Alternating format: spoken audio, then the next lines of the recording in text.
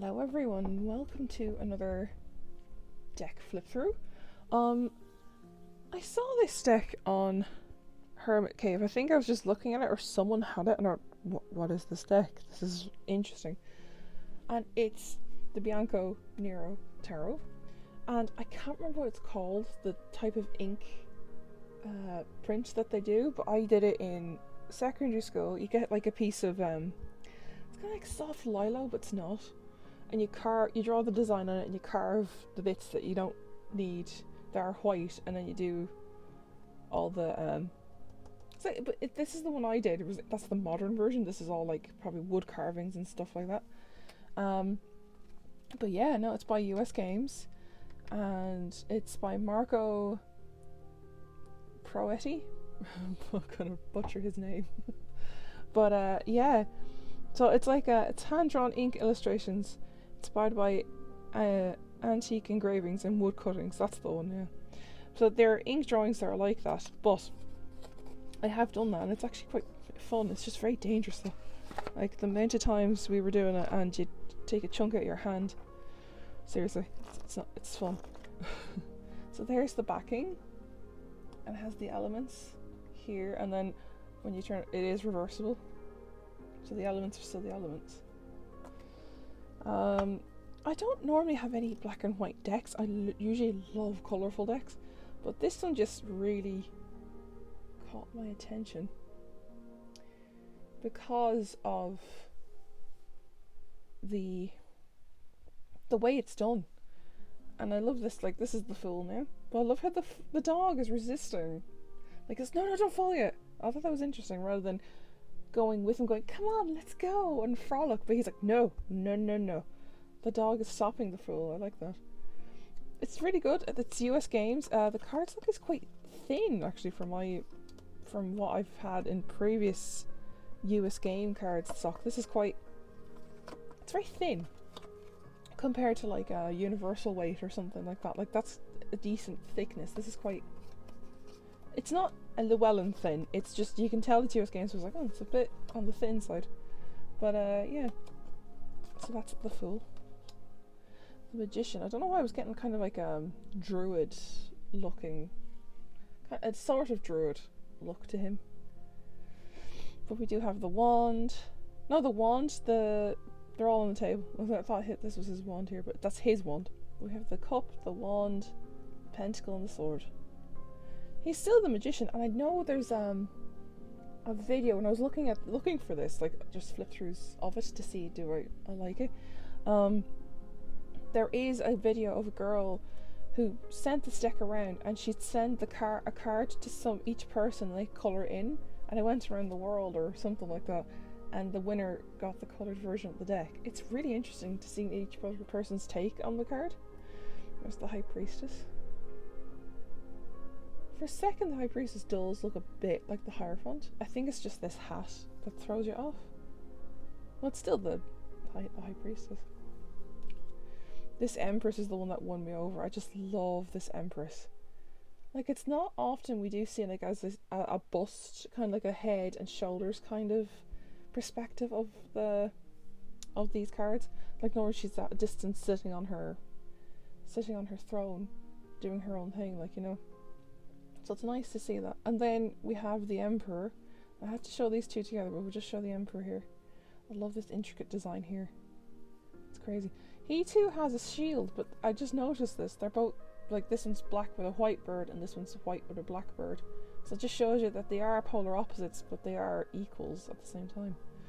Really cool. Really cool.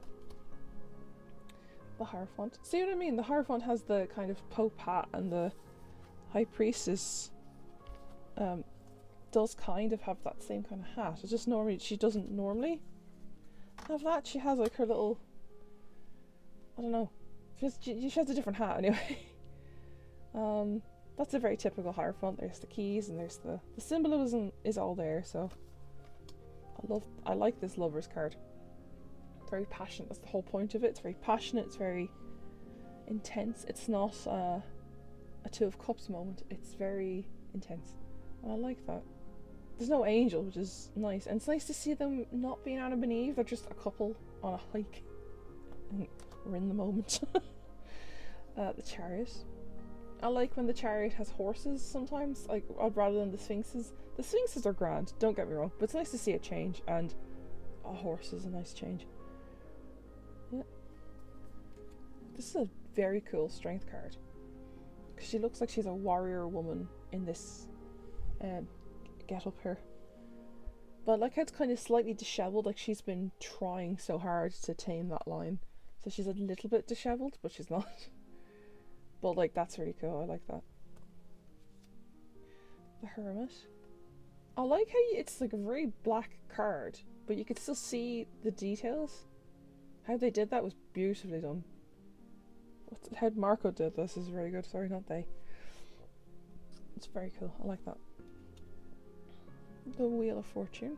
I like how they actually see the turmoil. So as they're falling, you can see the pain and like this one. This person looks more thin and like run down than this person or this one, and it's just really a really good little detail to put that in. Still have the four symbols: the man, the eagle, the bull, and the lion. So they're all there. Justice, which was on the box as well, the Justice card. I love her hair, just like how it whips around. It's very interesting how she's very like nonchalant about it. It's very interesting for a Justice card. So over there, like stand up, sitting straight, very neat and tidy, that kind of thing. Whereas this one's just like, she goes like, well, whatever. The Hanged Man. Very straightforward Hanged Man. He's kind of just staring off like blankly into space. I just always look at the face expression on them, because unlike the typical Rider-Waite, it's just a face staring out, but sometimes you see them at peace, you see them struggling, and it's an interesting take on it. I like this Death card. It's just this abstract, curvy scythe going on here, and I actually enjoy that. That's actually nice. And it's a skeleton, so it's not the Grim Reaper. Okay, Temperance. She looks very upset that she looks sad that she has to keep doing this over and over, keeping that inner peace. Or maybe she's like, this is like a facade, and this is like how she really feels. It's like, I'm so tired and I'm really drained. Like, it's just an interesting. I always look at the face expressions, as I said, on the cards, because then they give a different meaning to the card sometimes, just a tiny bit. Like, why is she sad? Like, normally they're smiling and really at peace, but like her face is not showing that, so it's interesting. I like how this devil is very medieval style devil. Like, he has the big abdomen, and he has like the skinny tight chest here. He has a snake for a tail. It's very medieval looking, and it's the wings, like, come on. I like how they he put this in, like this kind of medieval take on the devil, rather than the Rider-Waite Smith one, or just an ordinary devil. I don't know if there's an ordinary devil, but you know what I mean. Like, this is a very historically portrayed one, rather than the one that we would see like with the red with the goatee and the horns and stuff like that. This tower is really, really different, and I like it. I like how the tower is different. Okay, it's sometimes the tower is just very, very straightforward. It's a tower. It's a building falling down. The only other one that I think would be different would be the Enchanted Dreams one, where it's more of an internal collapse rather than an external, and it's that Yasmin did a great job on that. This one is really chaotic, and I like how it's chaotic. Like, don't get me wrong, I'm not sadistic or anything, but it's just nice to see the chaos around going, it's a tower being shot by lightning. Hey, we're done. But look at all that chaos going on. The lightning has hit it. The fire is more intense than normal. I think it's just the black and white giving that off. The people are falling. The building is it's turning into shrapnel. Yeah, it's just a really nice take on the tower. It's just more violent. That's the word. It's more violent. Like, normally it's just it's a tower that's been hit by lightning, and two people fell out. It's very calm and mundane. Like, the card is not supposed to be mundane. It's the fucking tower card. Like, the star card. I like this. This is really nice.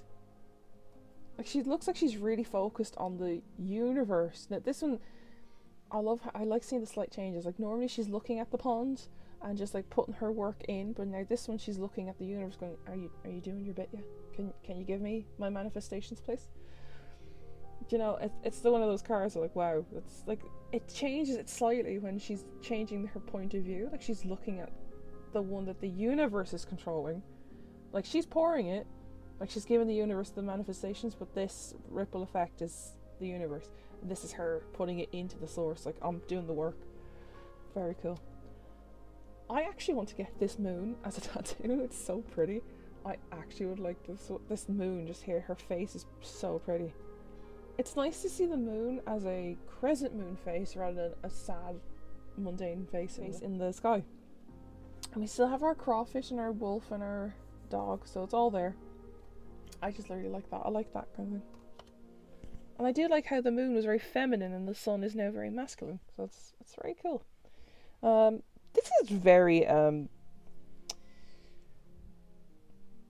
it's not very happy. You know what I mean? It's not a very happy sun card. Like they're just like, oh, what do we do now? Oh, I'm not looking at you. You had a fight with me last night. That's literally what they're doing. And it's very like lovers. If I just put an angel there and like a fire and a few trees, it's the lovers card. It's a very meh sun card. Like it's not it still gets the point across. It's just not as happy and upbeat like what this meaning of the card means. Judgment. Wow. Now this is just straightforward judgment. Like they're all coming out of their gravestones and who's being sent up and who isn't. This guy's being left alone. This girl's going up because the trumpet's calling her. Very straightforward. Last but not least, for the majors, we have the world. The world is very straightforward as well. We have the four faces there. And I like how she's very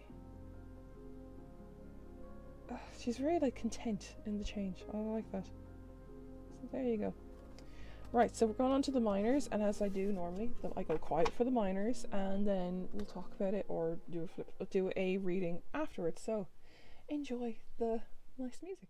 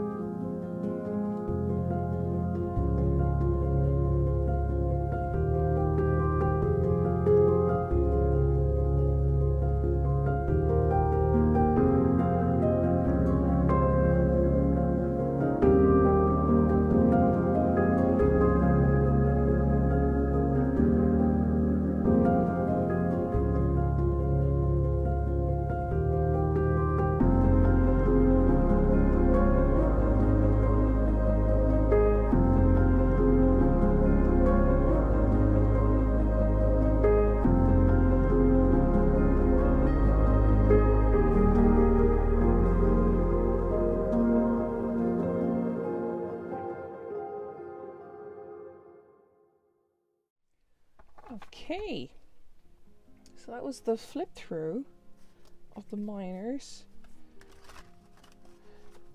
And all in all, other than that slight thinness, this did not shuffle well. Other than that thinness of the cards and some of the cards being slightly different to the meanings, it's still a lovely deck. It's not often you see a good black and white tarot. There is another one. I can't remember it though. I really can't remember the name of it. I'll see if I can, but there is another black and white one, and it's like in a red and black box. I can't think of the name of it. And it doesn't really... it's not that often you do see a black and white tarot, and that's another one that's the same as... Not like this style, it's not the same style. Do you know? It's like, it's not really the same style as this kind of ink style, you know what I mean? Like the engraving kind of style. We'll do a pick a card, why not? We'll do a pick a card. And I've kind of gotten the hang of my riffle shuffling. I still have to do like the beginner thing where you have to like hold it together.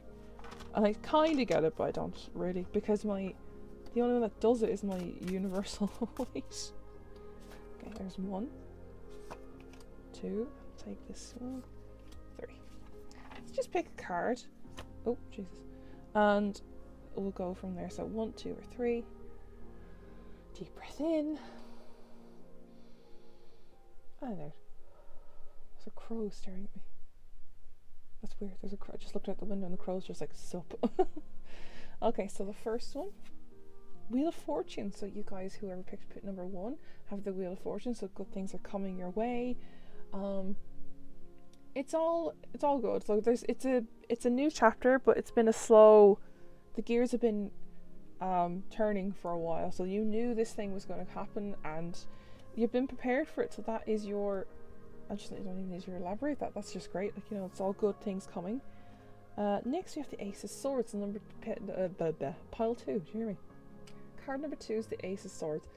This is where you want to get clarity, pile 2. So you want to get some clarity on something. You want a new, fresh start on things, but you need to clear the crap from before to go forward. Let's see what that is. Okay, 9 of Wands.